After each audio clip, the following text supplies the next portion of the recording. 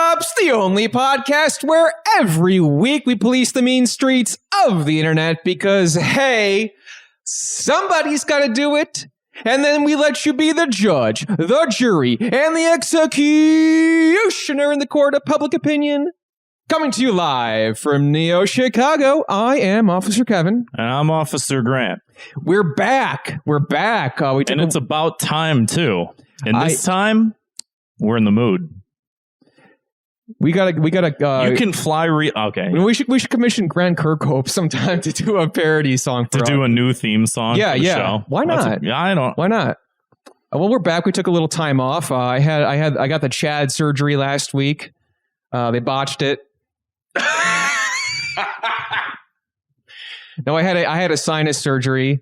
So I wanted to enhance my podcasting abilities now. Did it work?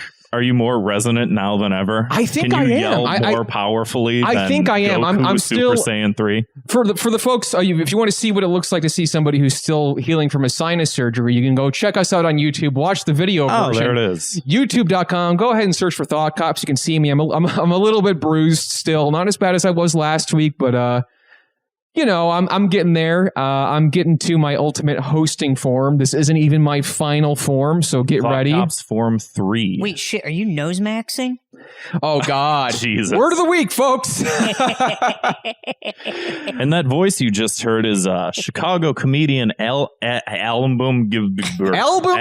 No, Adam Gilbert. But we also, Grant, we got to thank last week's guest, too. Or last time's guest. There was a ghost that hosted the show. Let's give a quick thank you to our guest from last time, Josh, a.k.a. Sleep Science. Thank you. A man who needs so many thank yous that we don't even know what to do without thanking him. And we're here with Album tonight. Adam. You can call me Adam, but at work they call me Album. That's what they call me. They call me into the office. Album. It's funny because I'm sitting here drinking this beer and it's like, but I've only had like 3 sips. This isn't like, I wish I had an excuse for my misspeaking. I think those sunglasses are like the glasses they give you like in school. Yeah, what it's like when you're the beer goggles. Yeah, like, those are like goggles of like just being a cool guy, and so you just cool guy. Yeah, The party's here. You're drunk the second you put them on. Yeah, your Album, whatever. Who gives a shit? So Album. Go ahead, Aaron. How you doing, guys? What's going on? We're hanging in. Glad to be back. Yeah. But yeah, you are a Chicago comedian. No. We can just call you comedian, though, I think. You don't have to just tie you exclusively to the city of Chicago. Hey, sometimes that can be a bad thing. Sometimes people on the internet go, Chicago comedian. We'll get to that. What are you doing? What are you talking about? Malort and the Cubs? Boo. Yeah. What did you get your college degree from Second City? Boo. Just happens to be a comedian who does comedy in the city of Chicago, Illinois. And I live inside the Bean. Mm-hmm. But yeah. I didn't want to dox you, but yeah. It's cheap rent in there. They just shove a bunch of us in. Yeah. I got roommates. Beautiful view. Yeah, beautiful. Seriously. Usually on the outside, though. But you have you've been doing a lot of cool stuff recently, come on. It's true. I swear. You opened up for the one and only Doug Stanhope recently. Oh yeah, with a dear friend of the show, Donovan Castillo, aka Crip Daddy. I got right on his bus. Oh really? Oh that's I forgot about the fucking bus. Like I saw that he did the bus, but I didn't. Yeah. So like we had this it might not be I might not be telling any new truths here. I don't really like the suburbs very much because there's no like walkability whatsoever. So we stayed at a hotel across the street from the venue, but it was 6 lanes of traffic. Oh God! With no crosswalk at all. So we had to drive from the hotel to the venue and then back to the venue every night. That's no fun. So yeah, one of the nights we just got really drunk and went inside Crip Daddy's bus. Oh God! Hopefully, you had a DD. Yeah. I mean, but Crip Daddy's mom was Not too drunk. Yeah, it was only 6 lanes of traffic. No big deal. It wasn't only a bus. very, very, very short commute. Because last time he was on the show, he was. It was around the time where he started his GoFundMe. Yeah. For the bus. And now we're seeing the fruits of his labor right here before us. I can't believe it. And we must have been somewhat responsible for some of that funding. Sleep sure. Science. Did you donate any money? Sleep Science. Mm-hmm. He sounds like a person that might donate to that. Yeah, he's we got a very some good, charitable person. I know we got some good people who listen to this show. I'm sure they threw in maybe $2 or $3. So, but I want to talk a little bit too, because you've been doing comedy in Chicago for a while. You've been hitting up the clubs. You've been hitting up some shows. How? All right. I know, I think during lockdown, you were still doing some kind of outdoorsy stuff, right? A little bit. I mean, I definitely took my time to get into some other interests, you can hold that up a little higher. Oh, shit. No, you're good. You're good. It's a rite of passage. Get into other interests, like holding the mic too far away. And I binged The Sopranos and who didn't? Oh yeah, did some outdoorsy activities. Went camping a few times. That was fun. But yeah, no, I mean, I did some outdoor shows, and then how were those, by the way? Because we've heard mixed things about the outdoor shows. Were they sort of like a nail biter to go through? Or? No, outdoor shows are all it's just like any other show. It's not my favorite, but they can be pretty fun. But yeah, no, I mean, there was a lot of fun. And then after I got that Pfizer, baby, I was back out. Nice. Yeah. I feel like because I've been seeing you in particular, really just. Hey, I'm back, baby. I'm doing comedy again. I'm hitting the streets, and it's been good to see because I didn't know you were from New Jersey. Yeah, I don't know what the fuck that was. I gotta start doing that more. Yeah. Hey, I'm hitting the streets. Hey, I'm walking here, et cetera, et cetera. Yeah, dude. The classics. Yeah, just back. I mean, you guys are back at it. You guys are. We never stopped. Away. Yeah, you've been grinding. Yeah, we had there. The ability to keep doing this and have to keep reading the same shit on the internet every single week. We didn't have we didn't have a convenient excuse, because if you're a podcaster during lockdown, you can't just be like, oh yeah, I can't go out and do that anymore. No, you have to, because for a while, we were doing it doing it remotely. Yeah. And that got a little bit old, but yeah, and that's one of those things, too, where it's this is like a weekly news show, and we go through what's happening. And huge quotation marks. You know what? Fuck the regular news, okay? Yeah, if Noam Chomsky taught me anything, it's that anytime anyone says news, you just say manufacturing consent. Noam you don't Chomsky, even have to know what that means. He taught me it was okay to be weird. Yeah, exactly. And what kind of name? Keep Chomsky weird. What kind of name is Gnome, by the way? What was Gnome? I'm sitting here. Nomsky? That's what I'm saying. I'm sitting here scratching my head. I'm like, I'm thinking cookies. Yeah. You know what I'm thinking? I'm thinking I hardly know him. I like that. Noam Chomsky. I hardly know him. Anyway, we obviously are all sort of a little cracked up out of our minds, but doing this weekly news show, that's a hell of a thing to do. And obviously sort of the show had its ups and downs as a result of that. How do you feel like when you were doing comedy and stuff like that?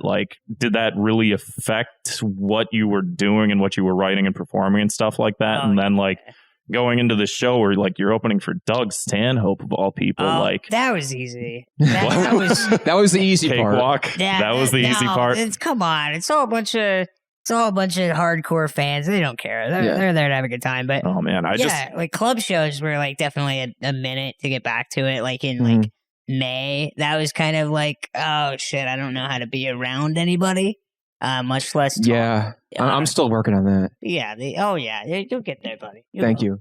I the support of my friends is what will help me get to where I have to be. Both of you. I haven't done stand up I got the glasses. I don't need to do stand up anymore. I'm elevated beyond. I'm going to become a VTuber, but not one that's just a me, just myself. A me from awesome. Wii? Yeah. Sure. Yeah. Yeah. You're an amiibo. Yeah. Yeah. Is that the new one? Hey, keep me out of your jars, folks. Oh gosh.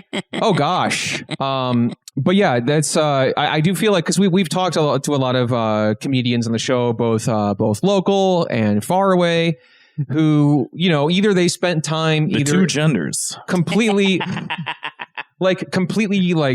divorced from comedy, because I think that people need, like, they kind of like got to this point where they're like, fuck, I needed a breather from this. Yeah. Like the grind, all that kind of stuff. Did you feel like, and then we have other people, like we talked to like Andrew Shankland on the show. Right, He's like, yeah, I wrote jokes every single day of the pandemic. Oh yeah, that guy can't stop. Right Yeah, now. yeah. Have you ever seen his notebook? No. I've seen him carry it around. Maybe yeah. I have. I have seen his insane. notebooks. I guess it's like cool, but like, yeah, he like fucking just writes everything out word for word. It's like, it's all filled up. I'm like, damn, dude, you like writing jokes. That's how you do it. That's how you. Yeah, I guess I just write like a little, like, I don't know. I just get my little notepad and I just write fart, Yeah. poop, and then like gay, and then I'm like, okay, that's 20 minutes, and then That's something. Yeah. go up.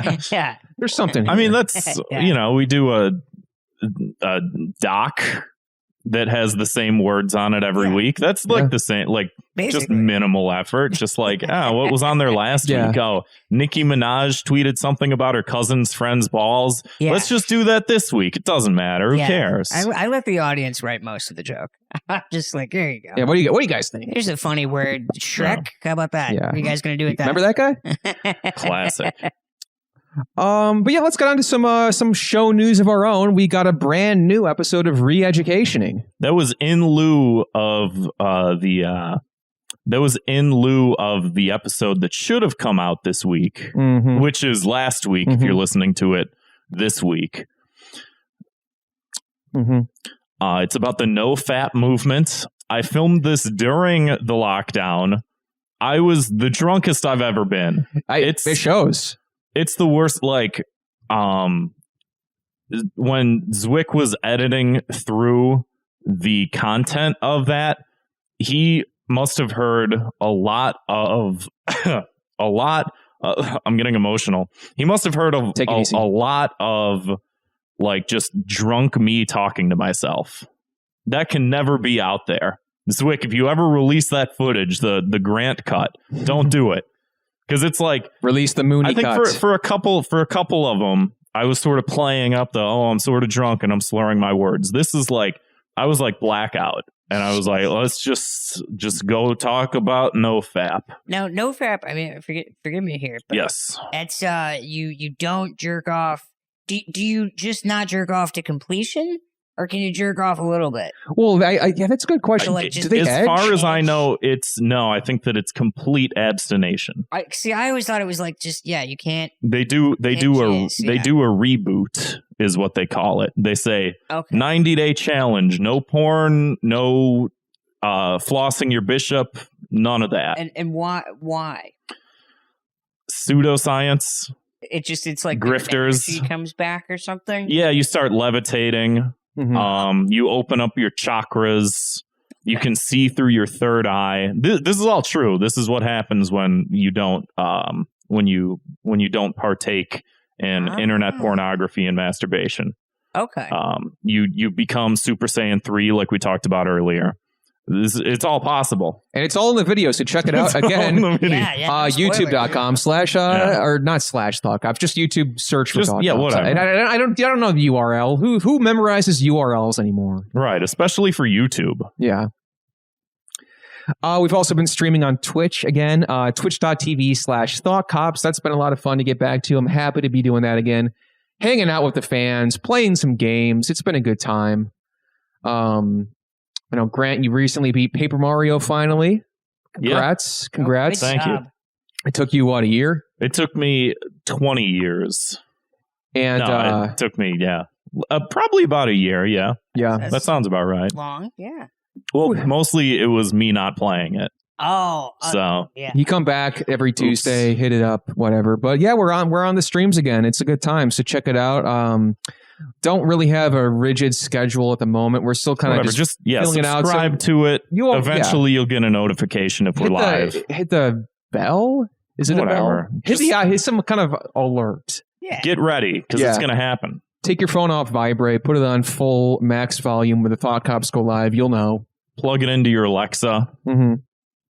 Nice. Do you have an Alexa? It's in the bathroom. I was going to say, yeah, she's usually said something. I wouldn't have invoked her name. Yeah. Yeah. And also, Grant, you got some new merchandise in the shop. I forgot about it. Yeah. Shit. I gotta pull up the exact quote. So because I did like a sort of a parody image of this very famous. Shit, I was not ready for this, but yeah, there's a new. It's the guy in the tank top that's wearing the tank top that says satire requires a clarity of purpose and target, lest it be mistaken for and contribute to that which it intends to criticize. And it's the photo of the guy wearing the backwards hat. And I did it as a joke. I made that picture and I was like, why don't we just sell this? Because people will buy this shirt, right? These suckers, these losers. This is like the type of shirt. Yeah. This is the type of shirt that I don't like. I'm assuming that our listeners won't buy, but maybe one of these other suckers will. They'll see this shirt and they'll be like, "Oh, cool, Thought Cops. What's that?" You can buy 90 of them, and then you find 10 friends, and then you have them give it to 2 friends each. Thought Cops MLM. That shit. This is what honestly, why not? Teespring.com/stores/Thought Cops. But let's move on to a very famous, very favorite segment of the show called 2 Minutes of Hate, in which we like to blanket punish all that annoying random crap that we see on the internet every single week of our lives, and day, and hour, and minute, and second. My 2 minutes of hate this week is, this is sort of like I had something else, but just, you mentioned the Nicki Minaj big balls thing. All right, yeah. And just... Oh, yeah.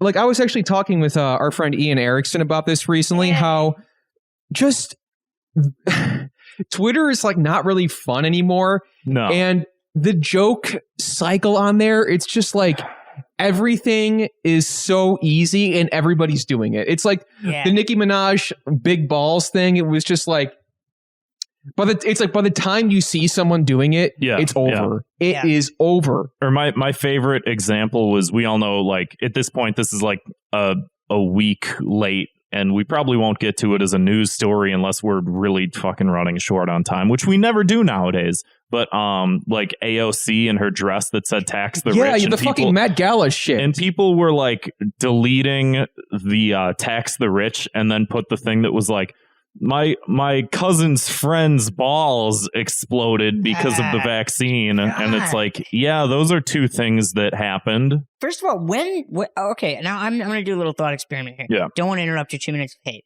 But that's the point. Go ahead. The Nicki Minaj thing was what, 2 days ago? It was like 8 days ago, I think. 8 days ago? Yeah. I want to say like 2 weeks even. How long ago was the Met Gala? Also about similar length ago. Yeah. I think it all happened when we took the week off. The world changed. God. The Met Gala thing literally feels like 5 months ago. It's already old news. Yeah. Like it's pointless for us to do this show that we do every week. It's getting close because it's aged out. Like, we're done. Something we're noticed, irrelevant. Well, I would say like something we've noticed is like ever since like lockdown started, the cycles have sped up to dramatic degrees because like we can't like but it's like the stories that we used to just talk about on the show that would be like take a whole week are done in like 8 hours. I had anticipated that happening when we started the show, but I didn't think it'd be to this degree. I thought we would have because gotten, like, the lockdown really like we all were like on our phones, on our computers. I thought it would have been like, oh, this one thing we all knew what happened. Sure, this happened a couple days ago, but then this other thing, and that we would have gotten like a couple, but it's impossible. It's impossible. I don't want to kind of bring the mood down, but I literally just thought of Bernie today. And I was like, I remember him. And it's like a very depressing thing. Like, oh my God, we like have not heard about him in a long time. Right. And like only a year ago, he's still alive. He almost was the president. I know. Like I often think back like to I want to say like maybe the last thing that I did pre-COVID. It was like me and Grant went to a Bernie rally in like March of 2020 in a huge crowd of people. And I remember thinking like, I wonder if that's still going to happen because there's that virus maybe. And it seemed like it wasn't. And that was like a couple days later, everything shut down. Yeah. For real, it was. And I'm like, just the contrast of like hopeful to hopeless. Oh yeah, no, that affects me every day of my life. Like I think back to like how I felt going into that year, and it was just like, fuck man, we're gonna do it. We're all gonna have health care. The global warming is gonna go away completely. It's just the planet's gonna get so cold, we're gonna have a snow day. Dude, it was so weird when COVID was not partisan. You remember that? Like before it got here? Yeah. And like, I think there was almost a window of a few days, and tell me if this was just me, but like I wasn't afraid of COVID at all. And that was the morally superior stance to have, because the other one was being afraid of Chinese people. That's right. For like 5 days. I forgot. Swear to God. Oh my coworker God. was being racist, and I was like, you're not going to get COVID. That's yeah. And I got a G chat that day of, you're not afraid of coronavirus? You're such a liberal. Like, that is such a weird, specific time capsule. And it's the opposite now. Exactly. And I was going to say, like, even like speaking of our friend Crip Daddy, I remember like early on, like maybe like February or January of 2020, we had him on the show, and he's like, there's like that coronavirus. Yeah, because he was supposed to come to Chicago and do a show, and we were going to go. Wow. Yeah, and he's like, I can't do it because like I'm immunocompromised. My doctor says just in case the virus gets out, I got to stay inside. Yeah. I'm like, oh, you got to stay inside. You can't go anywhere. That sucks, man. Yeah. And then lo and behold, a month later, the entire planet was in the same exact situation. So it was I think, again, that goes to show how fucking stupid people are with their thinking, that it's like, either you don't want to die or you hate Chinese people. Exactly. There's you couldn't just do like the part where you're like, oh, well, I don't want to die, but also like, let's not attack random people on the street. It's either one or the other. It's insane that like, the people who think it's fake are like the most hateful about it. It's so weird. And the fact, it's so insane that Trump got booed for saying to get the vaccine. Did you guys see that? Nothing surprises me at all anymore ever. Yeah, it was like a week or so ago, maybe 2. That's what got them to turn on him. Seriously, was just getting a life-saving vaccine. Anyway, let's not get too political here, Kevin. What was your? Oh yeah, no, I just bitching about Twitter. We got distracted. The more important, the important things in life.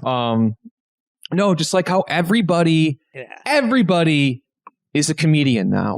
And it's like they're all really funny too. Every like thing that happens is like, it's just like vultures descending upon this corpse and like just ripping takes out of this fucking beaten and bloodied like dead body, like the Met Gala, and we're just like ripping everything. Right. I do think that the AOC thing with Nicki Minaj's tweet copy pasted onto the back is like the exact like the heart of what you're talking about, because it's literally, and we've talked about this a lot before, but this is like not just copy paste format, but this is copy paste joke. You copied the text and you pasted it onto an image and you went joke.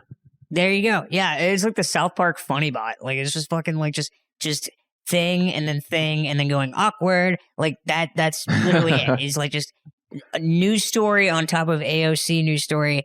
And we're in this period of such like hyper, like everything is all happening at once, and it also happened what feels like 10 years ago. Yeah. And so these two news stories that happened a week apart, it's like putting like it's like having on AOC's dress, it's like putting fucking JFK's head on there because the times are so different. Yeah. In this time dilation we're in right now. It's just weird. I am glad to hear you say that, because I feel like that's how I feel all the time. And hearing other people sort of reflect that sentiment is like, yeah, man, reality really is fucked. Reality bites. We really fucked something up, and I don't know what. You know, I haven't seen Reality Bites. Is that a good one? I haven't either. I just knew the reference. I that's my Twitter now. It's just I just follow film Twitter. It's just people saying Michael Mann is cool, and then like, yep, that's right. And then I get off Twitter. Like I've said before too, like one of the only like good parts of Twitter for me is like I follow a lot of animators and like illustrators and storyboard artists and stuff, and it's like they're just like making really cool shit. Yeah. Honestly, and putting it out there, and it's like, oh, that looks cool as fuck. I'll retweet that. I'll give that a like. And it's like there's no fucking like slant to it. There's no like. Yeah. I follow a lot of, I feel like pixel artist people. Nice. Always like one of those things where it's like I will stop and just like appreciate it for a second. Yeah. For a second in my day, I'll see like a very beautiful autumnal piece where it's like you can see the individual leaves and then a little dude with spiky hair and a sword, and you're like, I feel at peace, I feel at ease for a second, and then I scroll up and see AOC, the thing, the problem with tax the rich. And I was gonna say too, like even today, as of this recording, they announced the cast or the cast of the Mario movie, the Super Mario movie coming out, and which is hilarious, and we'll get to that if we have time, but it was like huge on Twitter. Like if you, it was like the second I'm like, I can't think of anything. I can't think. And this should be easy, but I can't think of anything. There's so much of it because it's all been done. Like even like people are posting like the second that like they announced Charlie Day is playing Luigi. It's like dozens of like highly detailed pieces of fan art within 2 minutes. Within like, 2 minutes. Insane. It's like you have to be like so plugged in all the time, nonstop to have any sort of relevancy. Here's how like crazy or like fucking I don't know, like Charlie Day as Luigi, pretty good casting. Honestly, it's fine. He's a funny, lanky guy. Luigi's a funny, lanky guy. Can you imagine what Twitter would have been like in like 1989 when like Michael Keaton was Batman? Like it would have just been garbage. The takes would have been so fucking annoying. Oh my God. We're just living in entropy now. I mean, that you bring up a good point, Adam, is like the problem is everybody has a voice. Everybody has a fucking microphone and a satellite to broadcast their message to the world. Well, not everybody needs to be fucking heard. Yeah. Like, only us. That's the theme of this show. Only us and the people that are involved in the process. That's right. And our friends. Yeah. That's right. Literally nobody else. And I'd stand firm in that belief. Yeah, dude. So Kevin, what's your I don't even remember the problem, but I'm so angry. I'm mad with you, dude. I would say that, I mean, you know what? A quote that I thought of recently from the late great Norm Macdonald is rest his soul. People saying that, what was it? Like something along the lines of a lot of people are calling comedians modern day philosophers, which is offensive to modern day philosophers. Yeah. And it's like a lot of people take themselves on that. They really do take themselves like on that level. It's like, I'm this, I have whatever, like this is what I have to say. And it's like, there's so much being said constantly. And I really do think we just got to like pare it down where it's like, everybody like should just like shut down Twitter for a week.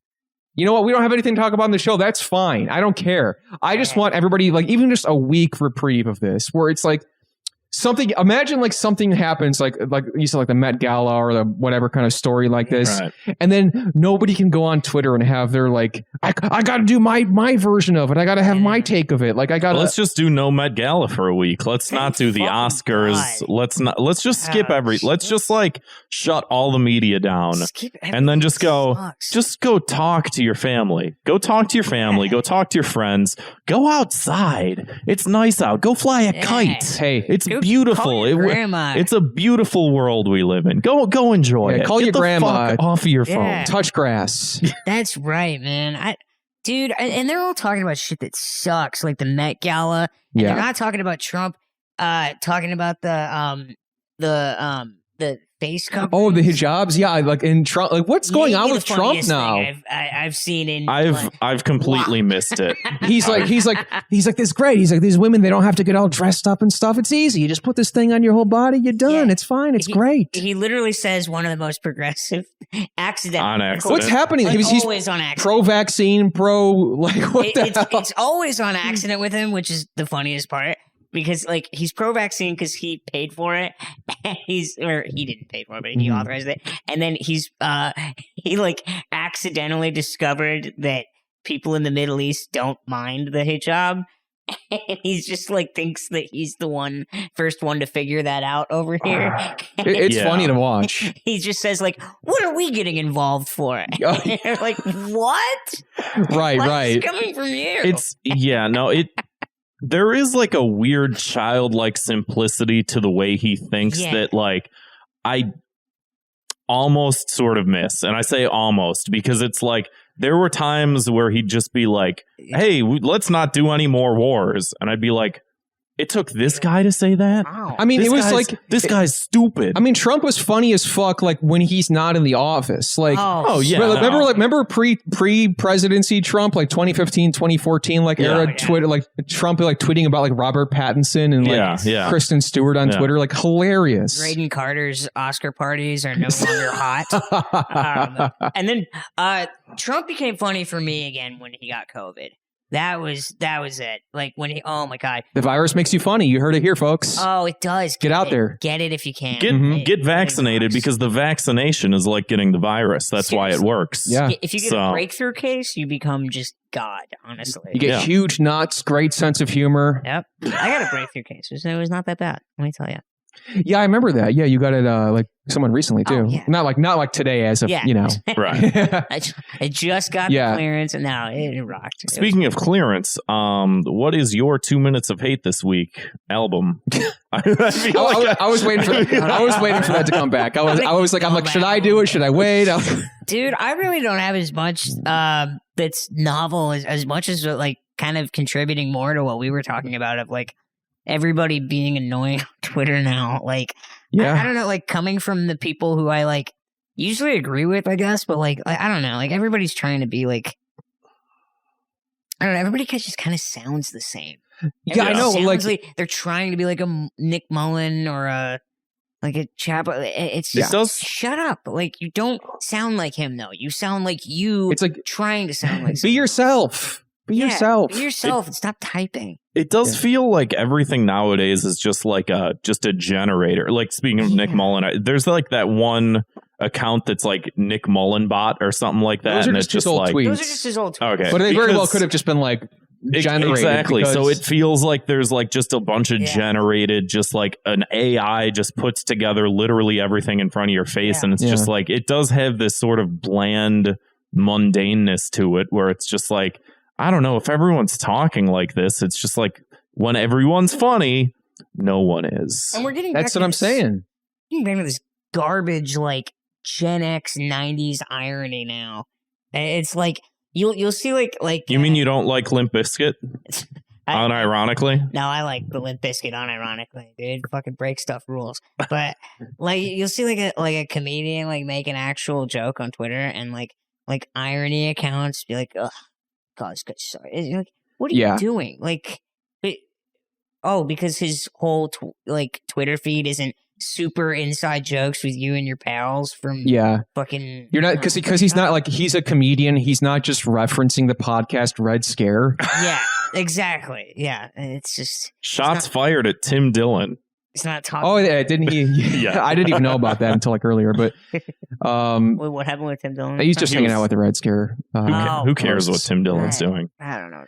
But in general, though, I feel like it's always a bad sign, and it's always just kind of like depressing when culture feels so homogenized. Yeah, it's always it's like you said, like just, and I'm sure like the people that they're fucking parroting like hate it too. It's like that everything is just feels like this like monoculture now where everybody's talking the same, everybody's got the same cadence. And I mean that kind of happens. I mean culture just does come in waves and stuff like that, but it does feel especially prevalent right now. You know what? I do feel like, and this is going to go off into a big SJWE tangent. So if you're one of our more right-leaning listeners, pop your left headphone out because I'm going to be going left. But no, like there's been a lot of times recently, whether it's on TikTok, on YouTube, anything like that, where it's like I'm focusing on seeking out content creators that are more diverse in that sense, like people of a different color than me, of a different ethnicity, of a different like gender orientation, like literally anything. It's just like there's so much stuff that I feel like isn't sort of brought into the mainstream and understood in the way that like people that live through these experiences sort of understand the world as being and stuff like that. So it's like I've been seeking out a lot of content that's just like people talking about certain personal issues and stuff like that. And it's like,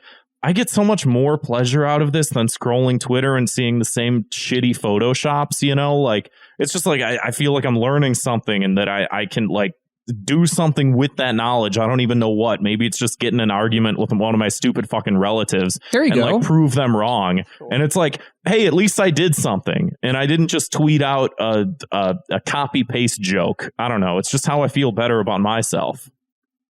That's cool. I mean, you should be seeking out new shit. I mean, like, it's probably because otherwise it's just like, I feel like everything's just like, oh, here's the point of view. Shut up. And it's just like, well, the problem I don't want the point of view anymore. I want the other point of view. Sorry, go ahead. No, you're absolutely I'm worked up. This is supposed to be your 2 minutes of hate. I'm hating. I'm enthusiastically agreeing with you. I think that come to a pretty interesting point that irony can't exist in a vacuum. And it only exists in repetition and covering ground that's already been covered. So being interested in new things and new content, new art, new writing and music is a good thing. Yeah, I mean, like that's, and it saves us from falling into that monoculture. Like whatever you got to do, different experiences, different whatever, different takes, different viewpoints. Yeah, people who don't just talk like the host of Come Town. Whatever. Exactly, and life is meant to be like enjoyed, not just like just judged to be like this is dumb. Yeah. And there's definitely been, again, as a content creator and as a VTuber myself, there is definitely that level of like, I get frustrated with a lot of shit that I do online because it does feel like I'm a fucking factory worker working for zero wages. Like that's what it feels making all these fucking TikTok videos sometimes is like, hashtag it correctly or the algorithm won't pick it up. And it's like, what happened to just like make something funny and hope that it does well? That's not how the fucking shit works. And it forces you into this mindset where it's like, I can't imagine this approach that we're talking about taking to Twitter and stuff like that, like where you have to be like you have to be just refreshing the page, and as soon as new news comes out, you got to open Photoshop and just get shit out there right away. Like that can't be enjoyable, right? It's not like it can't be, right? It's depressing. It's depressing to think about. I don't know what's gonna happen. That's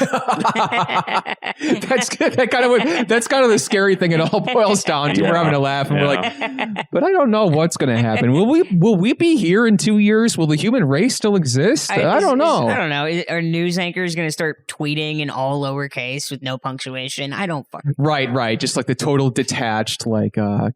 That face when Soleimani. I don't know. Like it's just going to be garbage. Yeah. Or maybe it won't. And this is how we're spending our last moments as a species, as an existence, is tweeting about big balls. Honestly, the tweet itself is really funny. And that's the thing. It's like the original thing is funny. The original, right. You can just leave it. You can't really make a joke about something that's already funny. It just doesn't. The only thing that I will say is funnier is when Tucker Carlson, in all earnestness, read the tweet on his show. That was fantastic. That was awesome. That's the good shit. That's because somebody has to take it seriously for it to be funny. Yeah. Not the other way around. They can't be like, oh, well, like, no one's laughing at you. That's a very good point. Crazy right. Balls. And he's doing that thing where he's like furrowing his brow, and he's like, Tucker being like, and why was his balls so big? Why were his balls so big? Like, hell yes. Get him, like, his bow tie spinning as he's looking at her cousin's huge fucking balls. It's again, a very good point is like when you say that somebody has to take it seriously for it to be funny, because otherwise it just feels like chum for the fish. It's like, it feels like it's not even real. It's just like, hey guys, here's a fucking thing. Like, eat up, you fucking pigs, have at it. Oink oink. Yeah. Like what? Yeah, exactly. What's funnier? Like a grown man dying in a playground, and somebody going like, he died in a playground, or somebody like a news anchor coming by and be like, we need to talk about how dangerous playgrounds are. Like, exactly. Yeah. It's like somebody taking it seriously. Yeah. Everybody's a comedian. That's the problem. Yeah. Which again, I guess does also fit into your 2 minutes of hate. What's your punishment though? If you could sentence them to any cruel or unusual punishment. My only punishment, I tell you what, is oh god, I've been watching way too many clips. It's like really. That's what I say. My god, it's starting to like it. Even when you watch like one guy too much, like it like gets in your throat. I think that's what happened with everybody. Like, yeah, we're all consuming the same stuff, you know? My punishment for them is, you know what? I hope they grow and learn after 2 months in solitary confinement. Mm-hmm. That's my punishment for them. Can I hold that gun? Absolutely. Absolutely. Shit. Do I go with the one that I originally had? Craig won't fucking rejoin this channel, and it's pissing me off. But it's an in-person episode, so whatever. Fuck you, Craig. Craig is the bot that records our audio. Craig, get back in here. Do I go with the one that I had, or do I go with whatever? I don't know what the options switch are. Topics a little. No, it's good. I've broken enough guns in my time.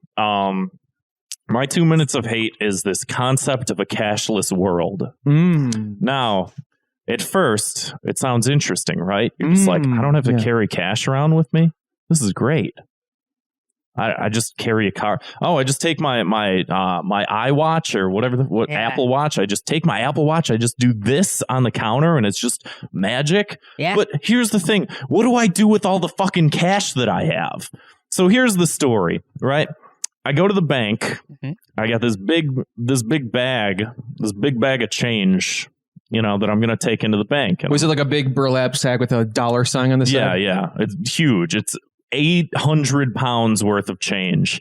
And all of these banks have gotten rid of their change counters except the one that I go to. And I'm like, perfect. I'm going to stop there. I got all this change. I just moved. I picked all of the change out of my couch. Kind of like a Coinstar? $8,000 worth of pocket change. I'm going to take it in. I'm going to put it in this machine. The machine's going to work. It's going to do its job. It's going to print out the little receipt. I'm going to take it to the teller. The teller's going to say, do you have an account? If not, we're taking half of it. If you do, it's free.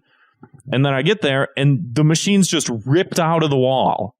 Like an old school burglar wearing like a mask with the holes in it. He came in and he just ripped it out of the wall. Striped, black and white striped clothing. Exactly. Yeah. The Brickster from Lego Island. Yeah. Except the bank just got rid of it. They're just like, oh, it's not financially sound for them. The service costs more than it's worth. Yeah. So now I just have this service. Large... What is it? It's got the machine. What's the service? The machine counts. It costs too much for them to keep and maintain those machines, and they make no money off of it because everything's about profit nowadays. Everything is fucking about profit, and it just gets worse and worse because it's like I'm sitting here fuming about the fact that I have 8 billion pounds worth of change that amounts to about $20, and it's like I have nothing to do with it, and they're like, oh, we don't accept that unless you roll it yourself. Jeez. Am I a banker? Because that's what bankers do. Ugh. You want me to take my time out, my precious, precious time of what we have so little, and you want me to take I could be tweeting right now and roll it up? You want me to roll up pennies? I'm going to take all of my pennies and throw them into the garbage. At least that'll deflate the dollar. Throw them in the ocean, I say. I'm going to throw all of my pennies into the ocean because, like, what the fuck? I'm not sitting here rolling up quarters. That's your guys' job. That's why I have a bank account. And it gets worse because it's like, it's the same fucking problem with the self-checkout grocery shit. It's like, did I forget my apron? Should I clock in for this shit? How come groceries are becoming more and more expensive? And then I go in and I have to clock in and do the fucking job of bagging my own fucking groceries. Yeah, what's next? You're going to have to wear a uniform when you go in there? Exactly. Like, am I going to get written up and fired from this job that I don't fucking have? Straight facts. Like, it's getting to this point where it's just like, what is this system that we've devised? Like, who does this benefit? It's just like the people at the top make all this fucking profit, and I'm just sitting here with a bag full of 800,000 trillion pennies, and I'm just like, what do I do with this? That's a lot of pennies. And then, like, lately, especially because of COVID, you go to a restaurant, and I'm thinking, like, oh, how do I get rid of this shit? I got all this change. Maybe I take it to a store. I take it to a restaurant. All these restaurants are like, oh, we no longer accept cash here. You have card, right? You coughed all over your money. As soon as you sit down, they're like, we don't do cash anymore. This place is cashless. You know what? I have friends that don't have fucking I know people that don't have bank accounts. Like homeless people. What the fuck do they do? Hey, I want some money. Hey, give me some. Like, okay, here's $5. Okay, well, what do I do with it now? Like, nothing. Right. That's a good point. That's a very good point. Are homeless people supposed to fucking wrap up their change? Absolutely not. They shouldn't have to. It's like, oh, wow, what's your Venmo? You have Zelle? You know what? That's a very good point. It's absolutely right. And then the one place you would expect to have fully adapted to this, Starbucks, does not let you tip with your card. The fuck? You have to tip with cash. Oh, yeah, that's true. We're fucking whistleblowing right now, dude. I have to take cash out of the bank to you gotta be kidding me. tip my Starbucks near my house. Well, so maybe that's what I do with all of my changes. I was going to say. I just go, here, have a fucking field cash. day. That's a good punishment. You go around like a Robin Hood, just tipping all these people. Like, you don't even have to go there. Because, what the fuck else do you do with it? And here's an even worse thing. Kevin, since you mentioned Coinstar is still a thing, and you can still go to Coinstar, but Coinstar will take part of your money to use their services, except in such cases that you decide to use that as money that goes towards a branded gift card. So you take your money. You take your money, your hard-earned money, your fiat currency that is issued by the government, and you take that, and nobody accepts it because there's no central banking system in the United States. It's just all these private banks that their whole point is to fucking make profit off of your money. And you take all this money and you put it into this machine and it counts all your money, and then they go, okay, here's an Amazon gift card. Jeff Bezos isn't rich enough. Spend your money on Amazon. You can't have this money back. Yikes. You'll never have this money back, but you can use it at Amazon. Sure, the workers are pissing in bottles, but Jeff Bezos wants to go to space again. So all this change, give it to him. Yeah. Jesus. What world are we living in? What is this? What are we doing? Not great. So, Grant, your punishment, though, is it just tipping the fine folks at Starbucks and everywhere else, or just because what else? Hey, what else are you going to do with that money? I don't know. Sounds like your favorite Batman villain is Two-Face. Yeah, with all the coins. At the end of the Tommy Lee Jones one where he has the big bag of coins and he throws them at him and he falls off. Yeah. I'm sweating right now. I get it, man. I get your anger. It's real. You're valid, Grant. You're valid. Thank you. You're seen and heard. This is deep. Speaking of seeing and hearing things, if you haven't listened to Thought Cops before, each week we punish shit that we see online. That's not what it says. Other people, I don't see what it says. These lenses are polarized. It's the thing about wearing cool sunglasses. You can't see absolutely anything. Necessary, too. Yeah.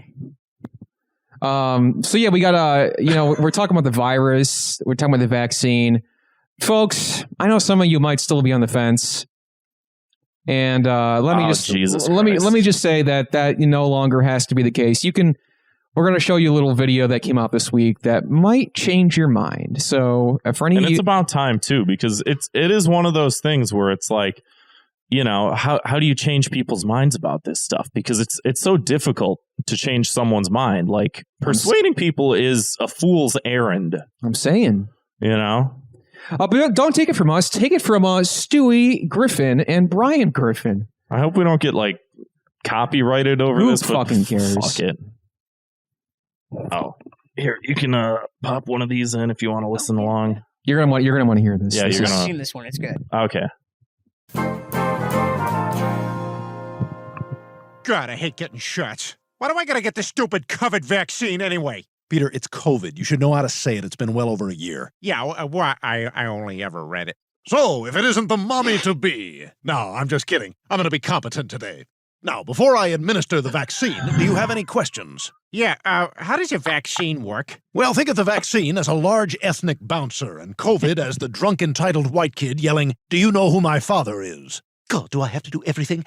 Vaccines have been around for hundreds of years. They helped eliminate smallpox from the face of the earth, and they're well on the way to doing the same with polio. Those were once devastating diseases, you understand. And now, thanks to vaccines, you don't even have to worry about them. What do you say, Brian? Should we show them how it works? Well, I have a date with that chick that works at the bowling alley. Not today. What the hell? Where are we? We're inside the fat man's body. Fine, I'll text her. I'll be late. There's no reception. Oh, yes, there's too much plaque in his arteries. You'll never get a signal. Anyway, vaccines protect us from illnesses by activating our immune response without the danger of actual infection, thereby training the body to fight off the real thing. Some of the COVID vaccines work by exposing your immune system to proteins, we have to do which resemble commentary. the spike Fuck you, protein Mag. of the virus. Stupid fucking bitch. Ha ha, Vaccine fucking Mag. stimulates your immune you system suck, to make Mag. Shut up, antibodies Mag. against the virus, Fuck you. mimicking what I'm glad happens when you you're get COVID, in except that this. you don't Yeah, get you're the sick with the best. vaccine. No. Yeah. Fuck The you. mRNA vaccines Meg. actually use the genetic code of the virus to create a pretend version So I don't think of we the have to spike finish the protein. rest of the video. Hi, I look like the virus, but I'm It's not like the 3 virus. minutes long. No, we don't have to The real watch the rest. I mean, virus you, That's tries to good. attack you guys, It's a good These video, though. pre-made Watch it. circulating Check it immune out. proteins are Send it to already your available. relative. yeah, They're spitting straight facts. you could be saving lives with this. But it's funny because the response to this was quite hilarious. Because Yeah. again, who is this for? Really, like who is convinced by like this was like their straw that broke the camel's back? See, I have the other thing. I think this probably did a dent.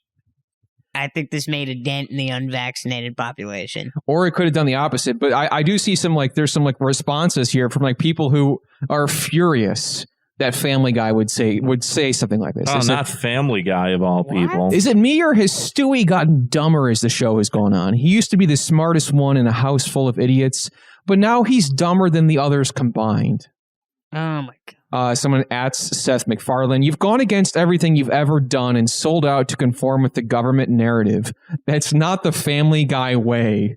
How disappointing. Like, these are jokes, right? Oh. Call a spade a spade. It's not a vaccine, Stewie. This person's like talking directly to Stewie. Pfizer and their likes will soon be jabbing you and millions of kids with it. As for data on possible long-term side effects, no data available. To hell with that. Let's do it anyway. Jeez. Nice. Dumbest country. And somebody just responds, I want Peter Griffin to fuck me. That's right. That's the only useful information in there. That's what the comment thread should look like. Not the Family Guy way. That's. I like that. I like the Star Wars. It's not the Jedi way. It's not the Family Guy way. People really take this seriously. Lucky there is a Family Guy. That's what I'm saying. Just lucky that there's a man who Positively can do. just everything That makes us laugh and that cry. makes us laugh and cry. Yeah. He's our Family Guy.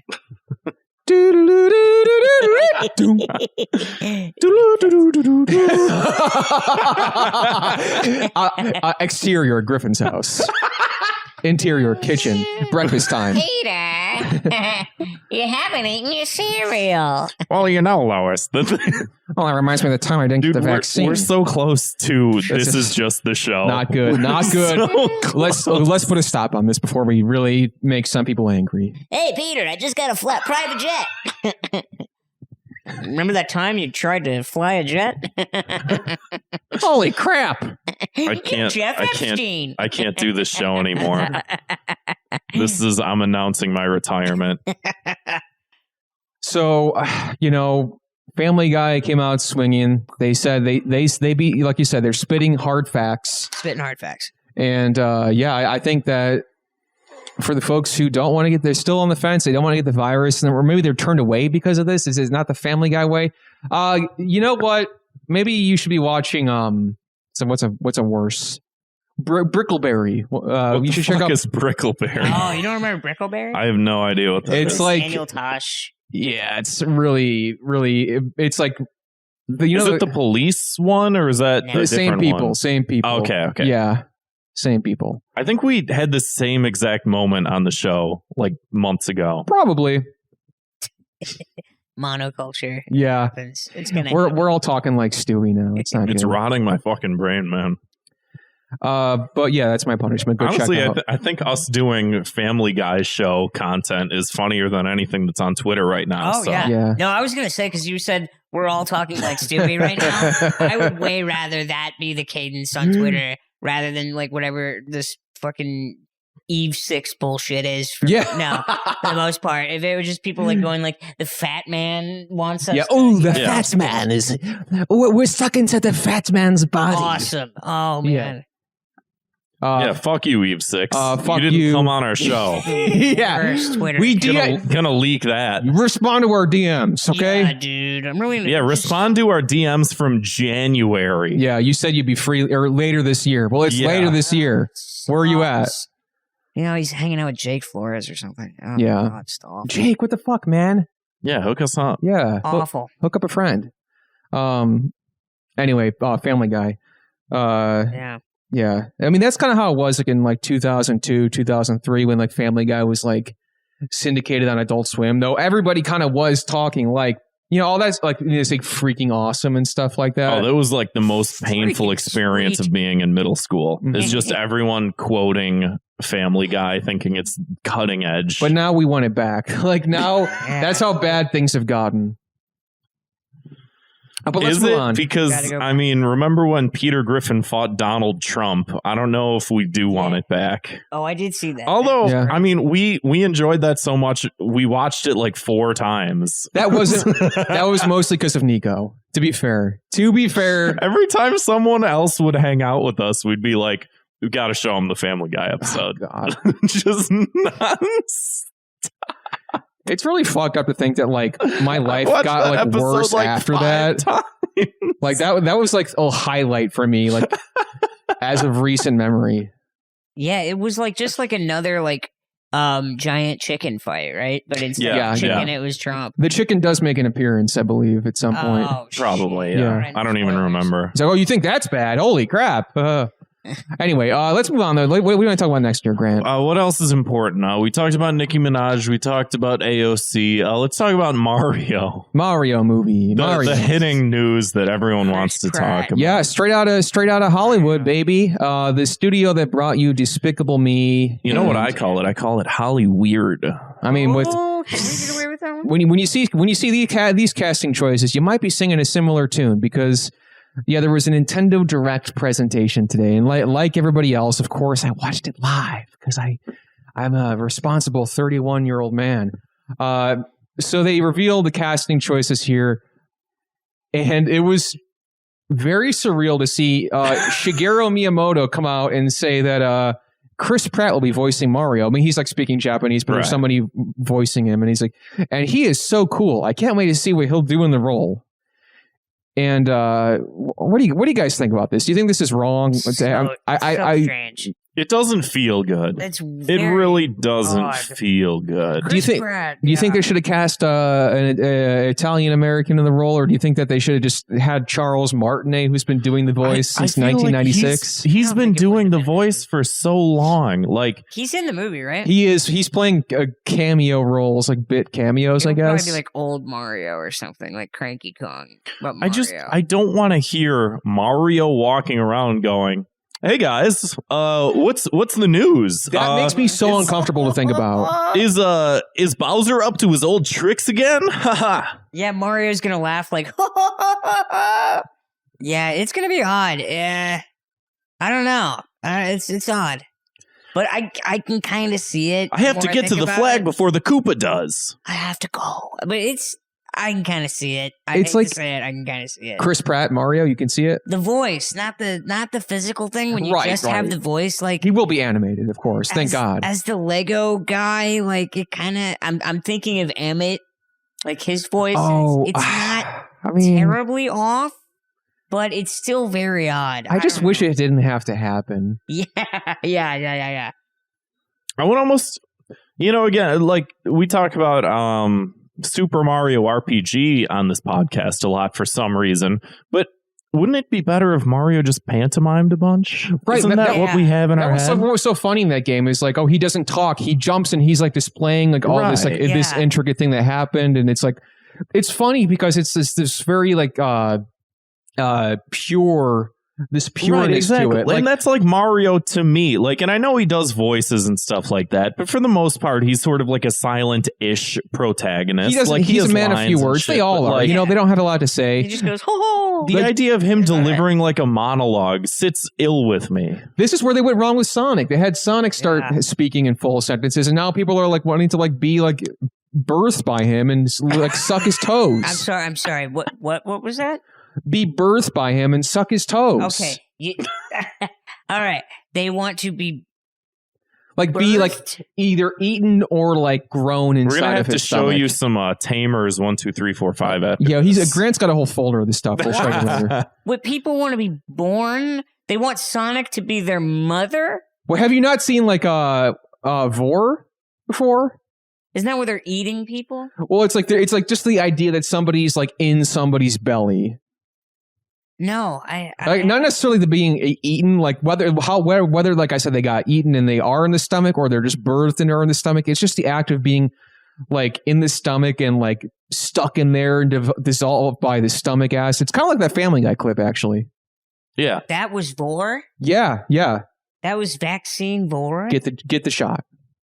Want to get Vored. Get the shot.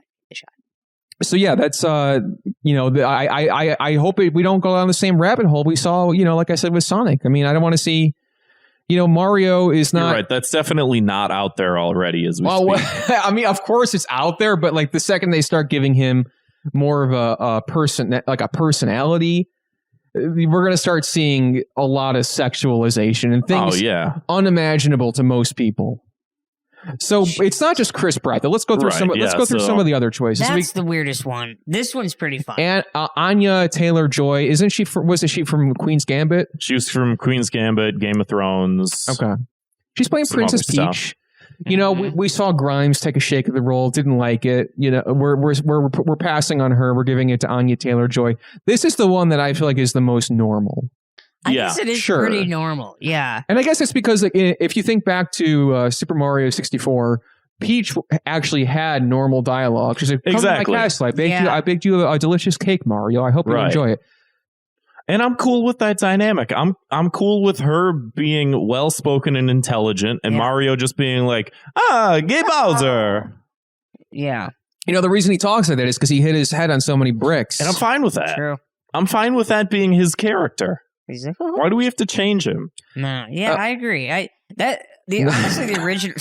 No, this was this like is good. I audibly balked so loud when Shigeru Miyamoto came out and introduced that Charlie Day would be playing Luigi. I was like, what universe is this? Works for me, Charlie Day. Sure, let's get the bag, dude. Oh man, this is this one. I'm excited for this movie now. You can imagine him like, there's gonna be Mario. I don't want to go in the ghost house. There's lots of scary boos and ghouls and stuff like that. Yeah. Jack Black is Bowser. This King Koopa himself. Can totally see it. This one I get. The image they chose here is like, I feel like that kind of really sets in the role, It's like really he's got sinks you into it, big old beard, and obviously he's just going to be doing the voice. But do you think like Bowser's going to like sing? He's going to like... Oh, dude, don't get me too hyped for this, because I know they're going to bring in like a heavy metal thing, because he's like going to like fire and dungeons and shit. Mm-hmm. And he's got like spikes and shit. But yeah, this one I can see. This one's not bad. What else we got here? There's one that does kind of this is the one. Keegan-Michael Key as Toad. I don't know. I can see it, but I don't know if I like seeing it. Very odd. I feel like this one I could actually be like, Mario, come on, we got I feel like I could actually see him like really giving like Toad some extra oomph to the things the energy. I'm hoping that. And I'm hoping that they don't just make all the characters just very like bland. That's my big fear. I mean, they will, probably. It's just that they all just sort of talk like this, like they're all just LA dudes. Yeah. I mean, like one of Keegan's signature things is like he gets like it's really funny when he gets really angry, like his characters. So I wonder if they're gonna have like Toad have like an attitude, and that's gonna be strange to see. Yeah, Mario. And you're gonna be that's not something I want to imagine. These characters are one note for a good reason. They are just. Yeah, mushroom guy. Yeah, that's all he has to be. Go to the next one here. Though we got There's this one I want to talk about. I can kind of see this one. I'm sorry. Seth Rogen as Donkey Kong. His voice, I can see. No, we have seen a version of Donkey Kong that not only fully speaks but also sings, and it was terrifying. It was terrible. It was the worst I thing. grew up with that. And That cartoon, I used to love it when I was a kid, but like, same, yeah, it's horrible. I mean, like, yeah. I think we just loved the game, and we just wanted to, right, as kids, right. We wanted to spend more time with Donkey Kong. And I Diddy think Kong. that's Yeah. But the show is like, I was like 9 or maybe like probably like 8 or 9 when I was watching and going, this is like this it's like is Fox terrible. Family or something. This is really awful. I had the VHS. I had the, I never watched the show, but I watched the movie. The Crystal Coconut. Yeah. That's the one I had. Yeah, and it had like that movie, and then it had like another movie in it too. It had like the one with like the pirates or whatever. I vaguely remember. Actually, now that I'm thinking about it, there also was like that Mario cartoon as well that was also horrible. Very scary. Yeah, and then the Mario movie, which I only like because I've seen it a few times, like very, very drunk at like 2 a.m. and it's like Blade Runner for kids. Yes. Yeah. It really, which is again not what you really expect or want from a Mario movie, because I saw it when I was like 6 and I was excited. Okay, sure, Mario movie. Yeah, I've still never seen it. I feel like I should watch it for Thought Cops. It is very, very good. I like it a lot. We could do it for Fire Bros maybe, maybe. Leading up to this, but do a back-to-back feature sort of thing maybe. It's they go through like Mario and Luigi are like just fully just plumbers living in Brooklyn. Like like plumbers living in Brooklyn. I'm they both familiar with it. I've just never watched it. Never put eye to screen. Like Mario's girlfriend would be like, "Come on, Mario, we gotta go to the movies." And he'll be like, "Oh, this crazy lady."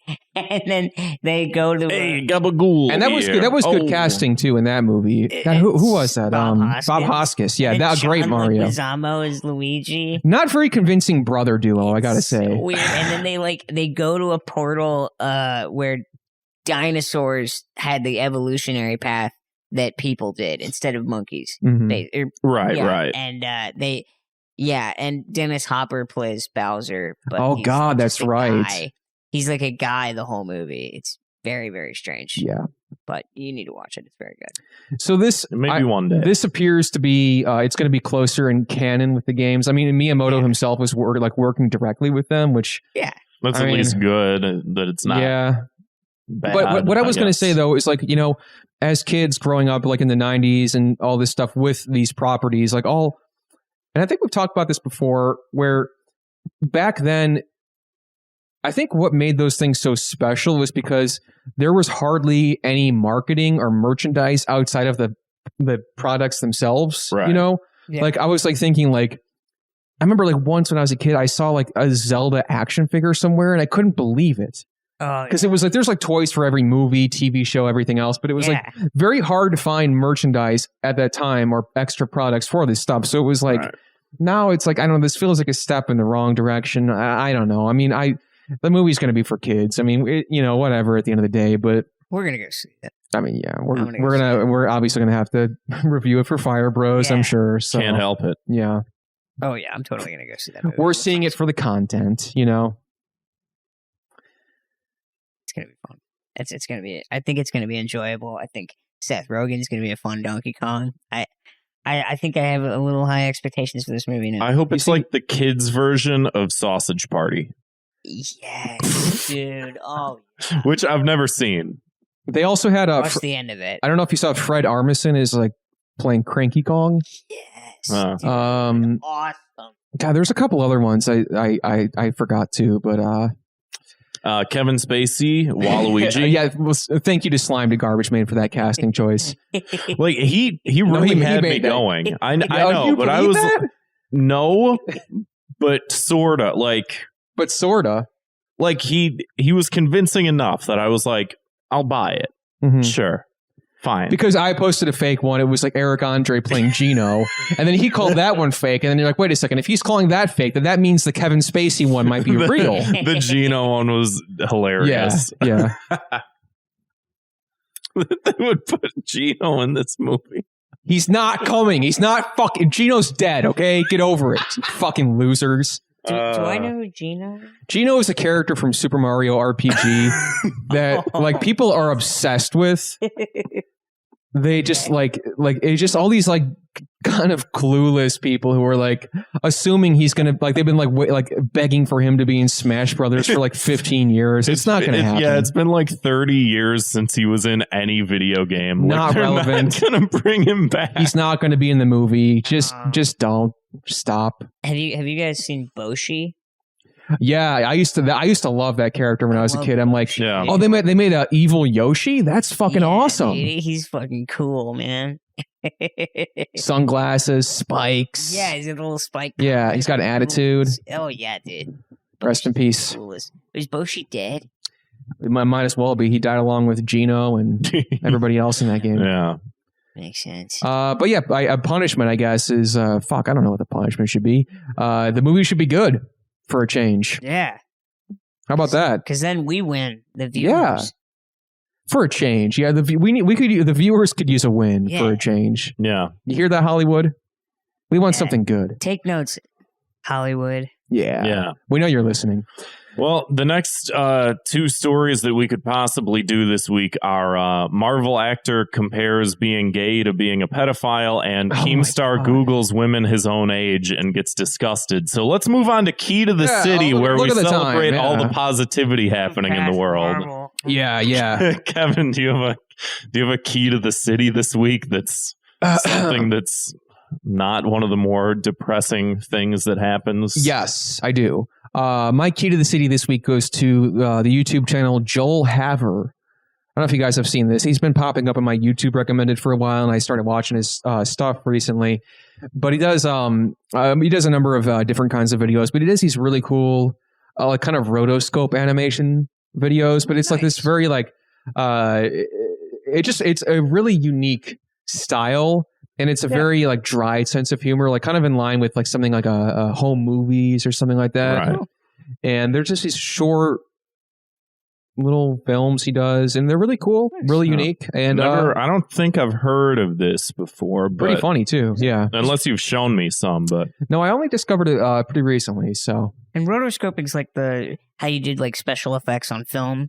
Yeah, kind of like a Scanner Darkly, I think, did some rotoscoping. Like it's like they use like they kind of put the animation over like the captured video like of live action. That's a really good movie if you've ever seen it. I have, yeah. Oh man, I like that. They add all these like unique filters to it, but it's just like it's just nice to see something unique in a sea of fucking like right samey everything elsey kind of stuff. Yeah. I mean that's honestly, that's the kind of that's one of the great like existential journeys in this dystopia is the continued search for novelty. Really? For real? Yeah, that's true. Yeah. I think that's kind of a weird like I don't know, like weird side effect of this kind of corporate kind of dystopia. It's just kind of things moving towards the same. You know, I mean, like it's rough in a way, but I mean that's something we really do strive for here on the podcast. So I mean, I hope it does come across that way in whatever capacity, because like I obviously burned out on all this kind of stuff. So it's like even like I don't even give a fuck if like no one sees it. I just want to put something out there that's like that I'm like proud of, and it's like not the same bullshit, Oh, absolutely. I watched this movie. I went with Max Schenker and Ian Molnar to go see that new Nick Cage movie, Prisoners of the Ghostland, last night. Did you hear about that one? I have not. I've heard none of it. I've heard of Pig, but I didn't know he had another one. It was really, really fucking good. There's no irony or anything like that. But the movie we saw last night, Prisoners of the Ghostland, you can look it up. It's Western set in Japan, and it's post-apocalyptic. It's not good. It's not good at all. And it's just it feels very like they were kind of trying too hard to be like an old like B movie. But there were times when you're like, I've never seen anything shitty in this kind of original way before. Right. So I'll take it. Enjoyable, and I think I will eat that shit up. I think that's why people like the so bad it's good stuff to a degree. Oh yeah, of course. It's novel. It's not that you like something bad. It's that you like something you haven't seen before. I mean, it is like one of those things where it's like, I do feel like anytime I watch The Room, I get something new out of it, sort of thing, where it's just like nothing else like this exists. This is like this one guy's individual interpretation of just the world. Yeah. And it's always like fascinating just to like revisit that and be like, this is what it's like inside this guy's head. This is like, no one else can do this. No one else could possibly ever make this movie. There's only one Tommy. Really? Yeah. Was that your Key to the City, though, Adam? Or the movie you didn't like? Or oh no, I'm sorry. No, it's good. I was gonna say my Key to the City was people coming together and sharing how much they love Norm. Yeah. That was a really rough one. He's one of my favorite comedians. So yeah. Definitely. Key to the City was just like any Norm clip. Just look them all up. It's been really nice seeing everybody share those and how much everybody loved the guy. Huge outpouring. You know what I didn't realize is that the moth joke was he just didn't know that he was going to be on TV for longer. No, had no I didn't idea. know, and they're just like, you got 7 minutes to fill, and he's like, well, all right then. Oh, okay. Anyway, like, I'll just take this joke with a simple premise, and I'll just do it for 7 minutes. Like, and the light was on, and it's just like, holy shit. Colin Quinn told him that joke like the day before at a club, just at the moth joke, like his little street joke, and he really liked it. And then you go back and you rewatch it knowing that, and just watching a guy sit there squirm, being like, I don't, and then he's goes to the podiatrist office. And then he's so obsessed with Russian literature, so every character is Ilya Linovich. Gregario. Right. I thought that was really. And I've always viewed him too as like an older comedian who didn't sell out and didn't like fear change and just continued to like kind of like what we're saying, like make unique stuff and have a unique take and a unique voice and everything else, you know? Yeah. Remember when he got on? He would be kind of good on Twitter. Like one time, he like threatened that comedy journalist. Yeah. Oh yeah. That is Seth Simons. Yeah, and then he locked his account when Norm died. Yeah. Classic. So Norm rules. R.I.P. Grant, what's your? Are you buying pants? No, right now? I'm going to show you. This is my Key to the City. I'm going to pull this up on here. This is Greg Kelly's pants. I will say I was a little confused because we're like talking about Norm and like you were just like started like these pants. And Kevin, may I use you as a model? Absolutely. Can I use you? Okay, so I was looking at these pants. And I've been, looking around for some new pants for lifting in and for general use and things like that. And one thing I always have a problem with is just like, what the fuck fits me?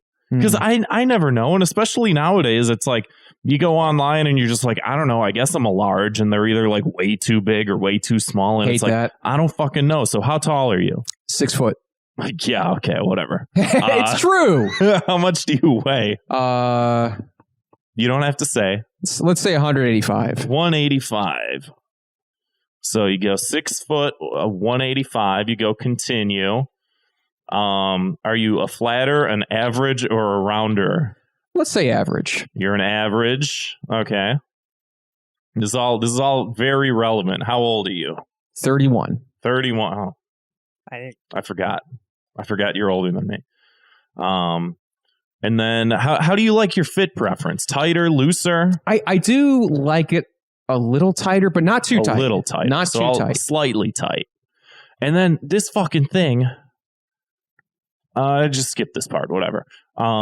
This fucking thing, they will tell you that you're a size medium in this pant, and that 71% of everyone that sort of fits your general profile likes these pants. What the hell is this? And this percentage of people, I don't know, it's just like Fit Finder. I don't know what websites use this or whatever, but this blew my fucking mind. This is huge. Why doesn't every website use this? Because that's the number one complaint about people buying clothes online is like, you can't fucking... you don't know if it fits or not. They say, hey, I want to get you a gift for your birthday. What size shirt do you wear? I'm like, I don't know. I'm like somewhere between a medium and a large, I guess. How tall are you? What are your weight? Like, how do you like your clothes to fit? Like all this shit. Which is maybe a little bit too much personal information for some people. Well, you want to buy a gift for somebody. But I mean, like, if this were, and I don't know if it works or not, but like based on this is like what percentage of people were happy with it, what percentages of people returned the item or whatever, and then they show you like if you were to go a size up, a little bit less of people liked going a size up. So that's like useful. Like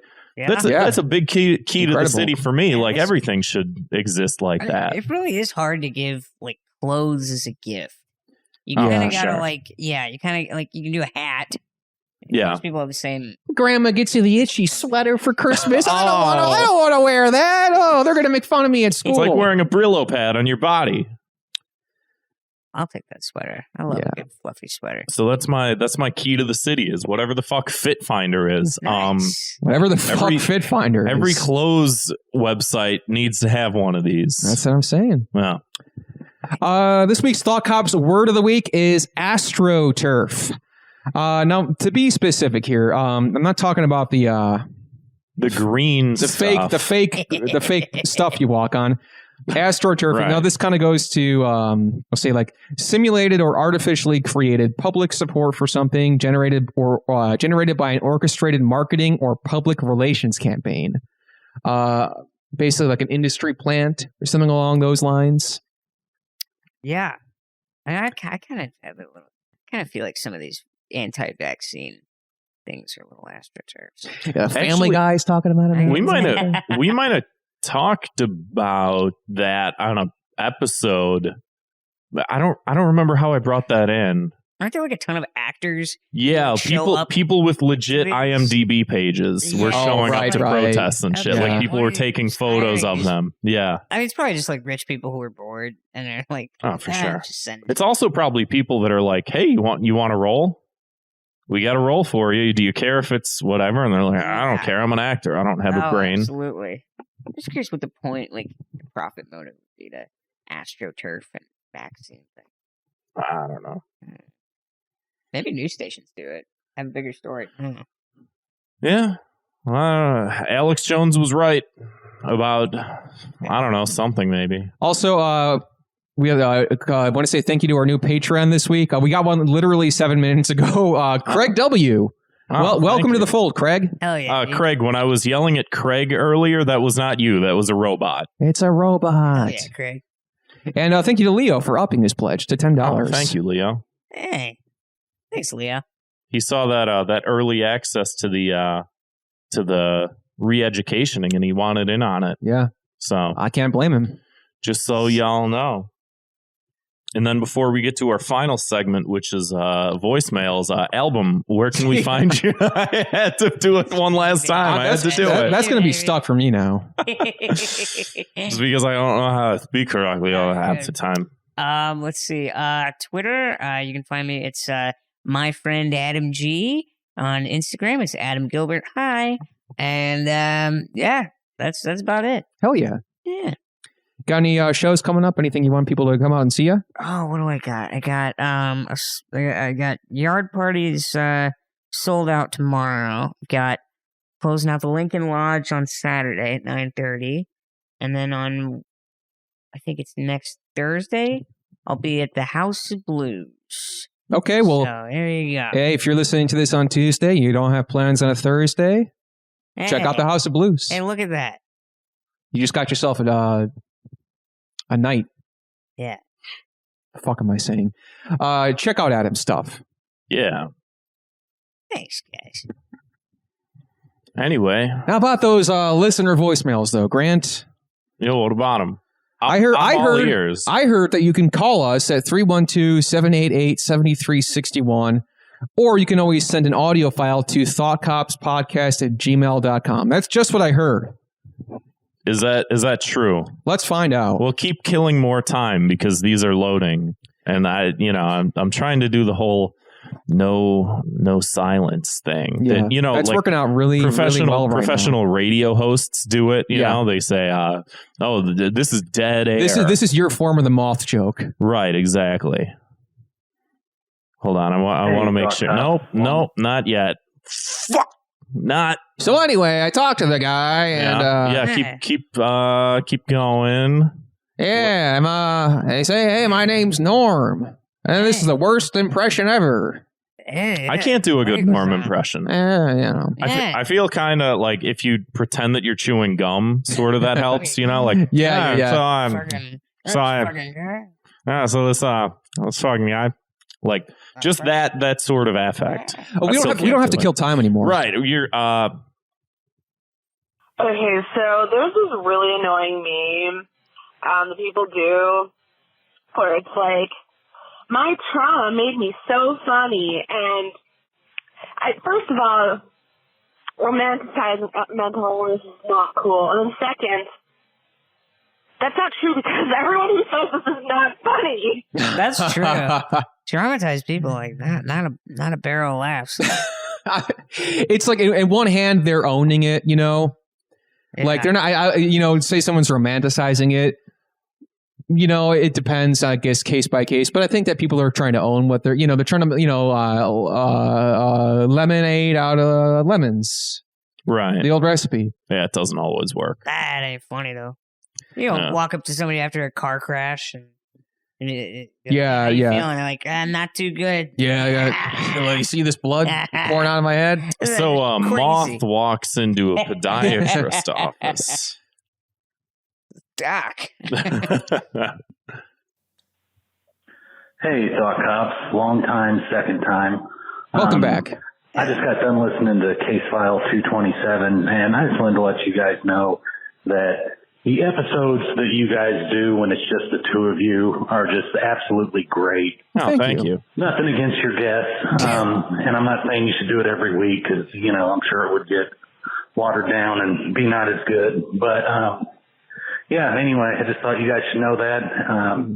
The two of you together, the original chemistry, the Axel and Slash, if you will, they really make for some quality content. Well, thank you. Thank you. Space Cop. Axel and Slash. I like that. Guns N' Roses, baby. Hell yeah. Which one's Axel? Yeah. Which one's Slash? I feel I'm always wearing sunglasses, so yeah. So yeah, you're Slash, I'm Axel. We'll both grow up to be obese, past our prime. I'll have a cool top hat. Yeah, that's true. Nice. And cool hair. He also has cool hair. Yeah. What does Axel look like? I don't remember now. He looks terrible lately. He's like a bandana or something. He had cornrows once. That was hilarious. Yeah, it's not great. Yeah, I could go through a cornrows phase. It'd be young Axel. Yeah. I do feel like those are good, like, reset episodes. Like, after a while, we could do that. Come back, take a second. You got to take a pause, take a breather. You got to reset. You got to refocus your thinking. Then you come back and do it fresh. It can be stressful, all the scheduling and stuff like that. And I do feel like the guests are sort of like the centerpiece of the episode a lot, And I think a lot of what we were talking about is sort of like being able to like utilize that better and to do a better job of engaging people and stuff like that. And it's an ongoing process. I don't know if we're interesting enough to carry out like 228 episodes on our own, And we've had so many interesting people on the show that it's like, just case in point. Exactly. I mean, you guys reset like with those. I mean, I don't want to be presumptive, but it seems like those guest-free episodes are your guys' no-fap. You know what? I think you're right. No guests. How many no guest episode challenge? No guest November. I'm not going to do it. Yeah, I'm not going to bust. I went 5 episodes without a guest. Yeah. You're just I'm shaking. No fat Kramer. It's on Reddit, Jerry. Yeah.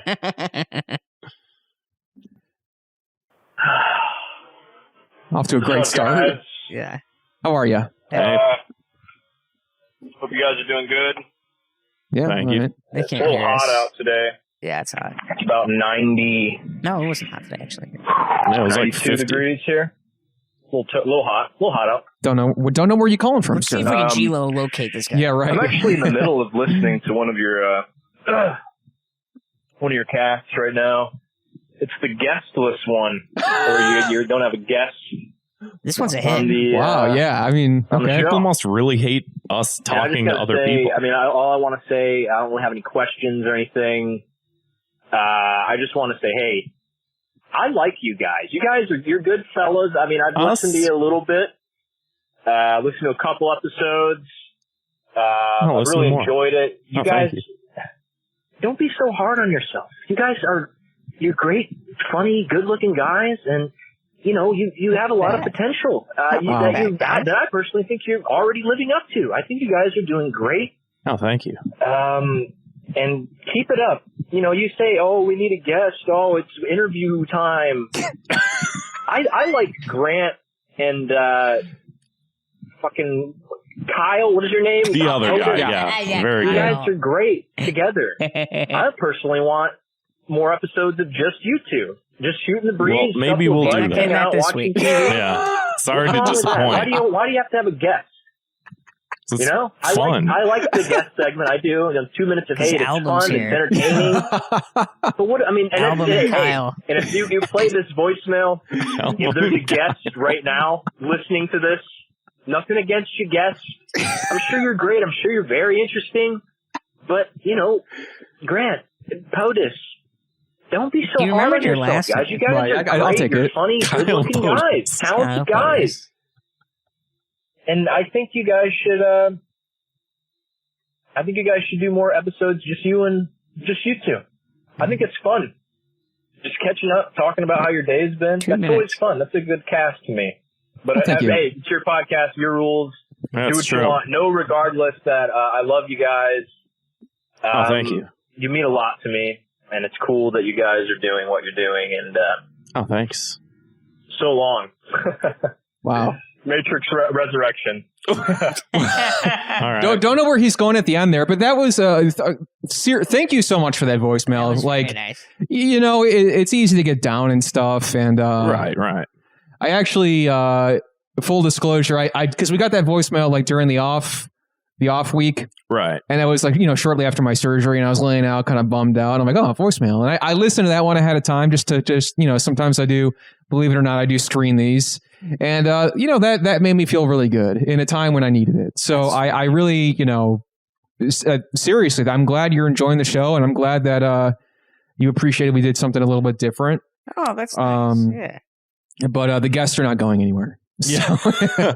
I mean, there's I think a point to it, and I think that the guestless episode was very sort of just like, hey, this is where we're at. This is where we're trying to go. This is where we've been. This is what we're trying to do. And I think sometimes that's good to sort of take that into account. And it's not as though there aren't frustrations with that, because I think, I've mentioned a lot about just like the frustration of like marketing and trying to get more people to listen and shit like that. And it's like a lot of times you get more people to listen by having like a bigger guest on. We would not have got to this point if it was just the two of us. No offense to ourselves, but like we would not be here if not for the and it's the like guests. we're definitely very fortunate to have interacted with a lot of the people that we've interacted with.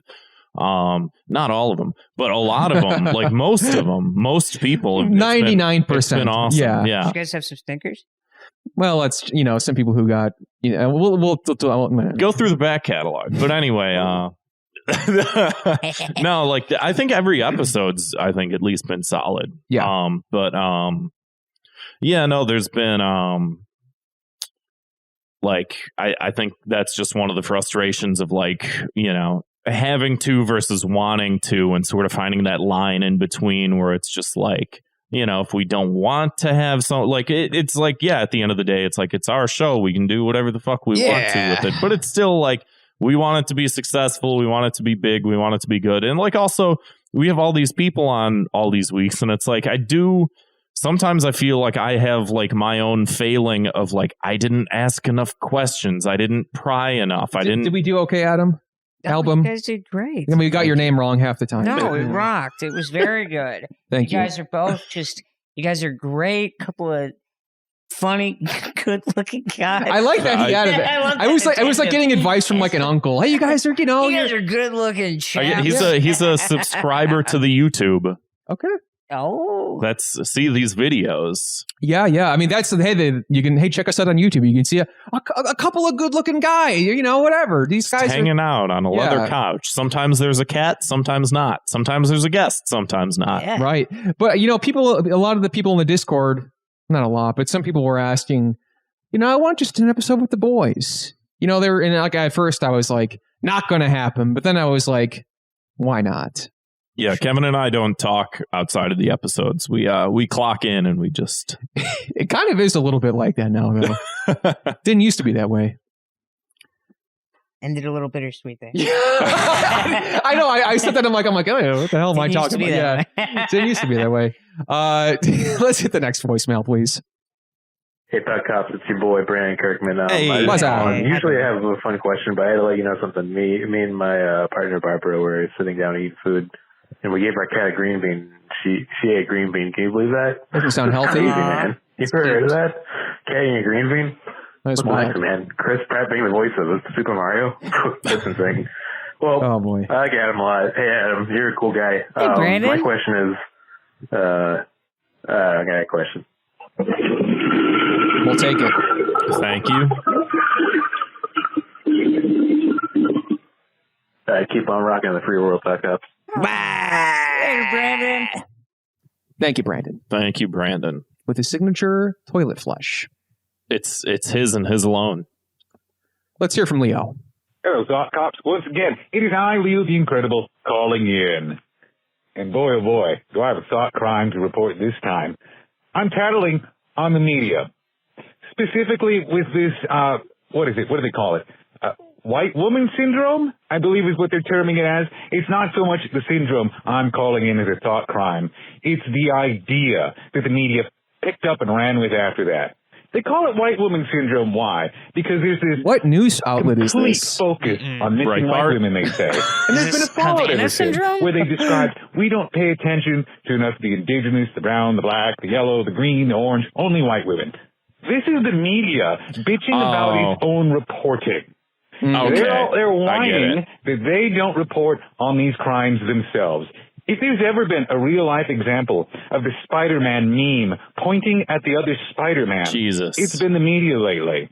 It's awful. I agree with that. It's downright almost funny to watch this unfurl as if this is somehow the public at large's fault. Yeah, blaming that the media us. chooses what it wishes to report on or doesn't It would be report on. funnier if they weren't completely blind to the irony. Or doesn't report on. So, I've come up with a punishment, and I think it would do well for the media. The punishment should be they're only allowed to operate for 12 hours a day. CNN, you get 12 hours. Fox, 12 hours. MSNBC, 12 hours. 12 hours to pick out the stories that you want to run, that you've got to select time to run, rather than spending hours and hours and hours and hours whining and bitching about the stories you wish you would have reported on. I think that would do well for everybody. 12 hours for media, fix the syndrome. Congratulations, Leo. You've done it. Boys, I hope you have a great time. Thank you, Leo. And also, Kevin, I hope you feel better. Thank you. Thank Have a you. great night. Feeling great. what a nice guy. Leo. Feeling great. Also, that guy has a voice for radio. He does. Yeah, He's got yeah. a voice on. Regular Orson Welles. Oh, yeah. Truly. But yeah, like that is what they used to do though with the television, as television was only on for a couple hours, and it wasn't too much better back then. I mean, either. 12 hours is still a pretty good chunk of time. It's like it's half of what they get now, which is 24-hour news cycle. But yeah, but I feel like still the important shit. It's like Tucker Carlson's the most watched person on all of cable news, and like he's only on for an hour, so like I don't know how good that'll do. I don't know. It's just, But he makes a lot of good points. you know, you can disagree with him all you want, but No, not Tucker Carlson. Leo made a lot of good points. Yeah, he did. He was very sharp. It's a good point. So sorry, kind of Adam, you're kicked off. Awkward one to be a guest on. No, but I mean, like I said, we couldn't carry the show on our own. We had to come, almost, and we like having guests. Yeah, on. it's fun to talk to new people. It's exciting, Yeah, we have a good time. We like album. We want to do better at we have a hoot and a holler. Me and Kyle. Al. Yeah, we're doing it all right? best friends over here. here. Name for you now. Yeah, what's my fake name? This is a part of the episode where I run out of steam. Greg. Fine. Haha. Greg Moody. He's got one now. There we go. Take that. Take that, Greg. I feel like such a fool currently. Yeah, you've been like an utter buffoon. You've been thought copped. I've been Smeckledorfed. Yeah, you've been Smeckledorf, dude. Well, if you want to Smeckledorf us, give us a call, 312-788-7361, or send us an audio file to thoughtcopspodcast@gmail.com. We're taking your calls right now, 24/7. You can leave a voicemail anytime you want. And if you want to support the show, you can head on over to patreon.com/thoughtcops. You get a $2 tier, a $5 tier, a $10 tier, like our dear friend Leo leading the charge for our loyal listeners. Thank you so much. And thank you so much for listening. Adam, thank you so much for coming on the show. I appreciate it. Absolutely. I wanted to get you on for a long time, so I'm glad we finally got it happen. Happy to have you. Guys, yeah. I'm glad you had a good time. I hope the listeners had a good time as well. Love to hear from you. Thanks for checking us out. See you, Space Cop. Like the end of a movie. I was going to say, this reminds me of like a jewelry store commercial, like a bank commercial where it's the jewelry exchange in Villa Park. Yeah, we're all like, it's like zoomed out. We're all like in the parking lot. Classic. See ya.